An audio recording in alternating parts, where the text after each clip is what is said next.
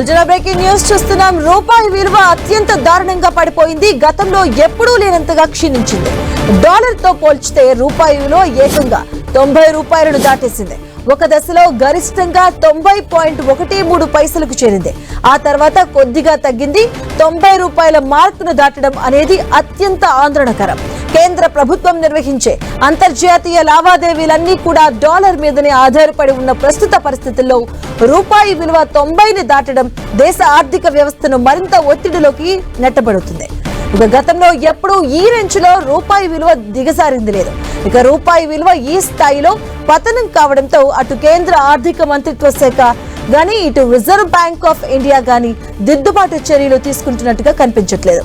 ప్రస్తుత ఆర్థిక సంవత్సరం ప్రారంభంలో 87 రూపాయల వరకు కనిపించిన రూపాయి విలువ మూడో త్రైమాసికం చివరి నాటికి 90 రూపాయలను దాటింది. అంటే దాని పతనం ఎంత వేగంగా కొనసాగుతుందో అర్థం చేసుకోవచ్చు. ఇక మంగళవారం నాటితో పోల్చుకుంటే ఒకేసారి 25 పైసలు మేర క్షీణించింది. అటు స్టాక్ మార్కెట్ పై కూడా దీని దుష్ప్రభావం పడింది. సెన్సెక్స్ భారీగా నష్టపోతుంది. Bombay stock exchanges, national stock exchanges నష్టాలతో ఆరంభమయ్యాయి. వ్యాపారాలపై అధిక వ్యయ భారం పడినట్టయింది. దిగుమతుల ఆధారిత ద్రవ్యోల్బణం పెరిగింది.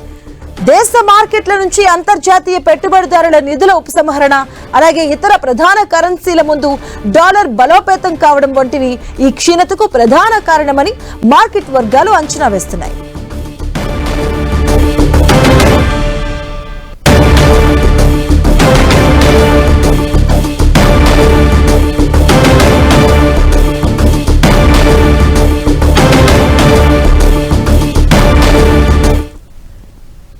రూపాయి విలువ అత్యంత దారుణంగా పడిపోయింది. గతంలో ఎప్పుడూ లేనంతగా క్షీణించింది రూపాయి వాల్యూ. డాలర్ తో పోల్చితే రూపాయి విలువ ఏకంగా 90 రూపాయలను దాటేసింది.